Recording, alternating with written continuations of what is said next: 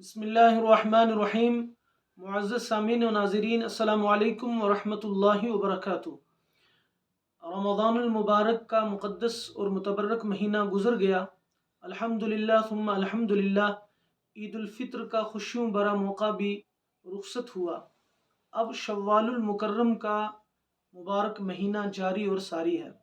اس مبارک مہینے میں بہت سارے سوالات آئے دن کیے جاتے ہیں کہ شوال میں روزے رکھنا جائز ہے یا نہیں، اس کی کیا حیثیت ہے اور کیا حقیقت ہے۔ بہت سارے لوگ شوال کے مہینے میں روزے رکھنے کا اہتمام فرماتے ہیں اور بہت سارے علماء اور بہت سارے لوگ اس کو منع کرتے ہیں۔ اس سلسلے میں اصل شرعی مسئلہ اور حکم کیا ہے؟ تو سب سے پہلے عرض یہ ہے کہ شوال المکرم کا مہینہ انتہائی قابل احترام ہے، اور شوال کے مہینے سے ہی حج کے ایام شروع ہو جاتے ہیں۔ اس کو احادیث میں اشہر حج میں جو ہے وہ بتایا گیا ہے۔ شوال، ذی القعدہ اور ذی الحجہ یہ اشہر حج میں سے ہیں، حج کے مہینوں میں سے۔ اس کے ساتھ ساتھ شوال المکرم کے مبارک مہینے میں سیدہ عائشہ صدیقہ رضی اللہ تعالی عنہ کا نکاح اور رخصتی ہوئی، یہ اس اعتبار سے بھی بڑا خاص مہینہ ہے۔ اور شوال المکرم کے مہینے میں جناب رسول کریم صلی اللہ تعالی علیہ وآلہ وسلم نے ارشاد فرمایا کہ جو رمضان کے گزرنے کے بعد شوال کے مہینے میں 6 روزے رکھے گا، کانا کصیام الدہر کلہ، وہ ایسے ہیں جیسے اس نے پورے سال روزے رکھے، پورے سال روزے رکھے۔ ابن ماجہ شریف کے اندر روایت موجود ہے، امام ابن ماجہ رحمۃ اللہ علیہ نے باب باندھا ہے، باب من صام 6 ایام بعد الفطر کان تمام السنہ، کہ جس نے شوال کے مہینے میں 6 روزے رکھے وہ ایسے ہیں گویا اس نے پورے سال روزے رکھے۔ اور باب باندھا ہے باب صیام 6 ایام من شوال، اور یہ حدیث جو ہے یہ اللہ کے نبی علیہ السلام کے آزاد کردہ غلام حضرت ثوبان رضی اللہ تعالیٰ عنہ نقل فرماتے، اور اس کی وجہ یہ ہے کہ اللہ کے ہاں ضابطہ یہ ہے جو ایک نیکی کرے گا اللہ پاک من جاء بالحسنۃ فلہ عشر امثالھا 10 گنا بڑھا کر اس کا اجر دیتے۔ تو 30 دن یا 29 دن جو رمضان کے روزے رکھے وہ 300 دن کے برابر ہوئے، اور 6 روزے 60 دن کے برابر ہوئے، تو یہ 360 دن قمری اعتبار سے پورے سال کے ایام ہوتے ہیں۔ تو اگر ہر سال آدمی یہ معمول رکھے گا وہ ایسا ہے گویا کہ پوری زندگی وہ روزے دار رہا۔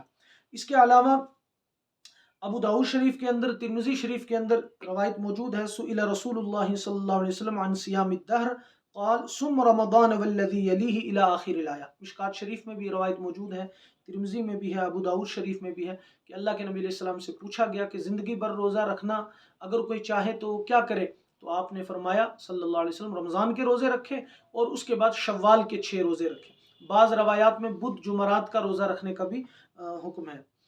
اب مسئلہ یہ ہے کہ یہ روزے ان احادیث کی بنیاد پر، نبی علیہ السلام کی اس ترغیب اور تلقین کی بنیاد پر فقہا، محدثین اور علماء کرام فرماتے ہیں کہ شوال کے 6 روزے رکھنا مستحب ہے، یعنی یہ بہتر ہے، یہ افضل ہے، اس پر اجر و ثواب ملے گا۔ لیکن اگر کوئی نہیں رکھتا ہے تو کوئی گناہ نہیں ہوگا، کوئی نہیں رکھتا ہے تو اس کو لام تان نہیں کیا جائے گا، اس کو روکا ٹوکا نہیں جائے گا، اس کو برا بلا نہیں کہا جائے گا۔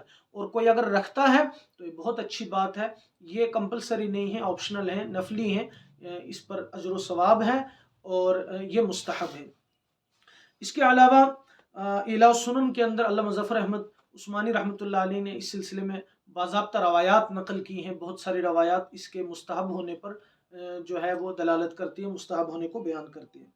اب 2-3 خاص باتیں، جو لوگ اس کو منع کرتے ہیں، اور بعض روایات میں آتا ہے امام مالک رحمۃ اللہ علیہ نے مکروہ لکھا ہے، امام اعظم امام ابو حنیفہ رحمۃ اللہ علیہ جن کی فقہ کو ہم سب فالو کرتے ہیں، ایک روایت کے مطابق انہوں نے بھی اس کو مکروہ لکھا ہے۔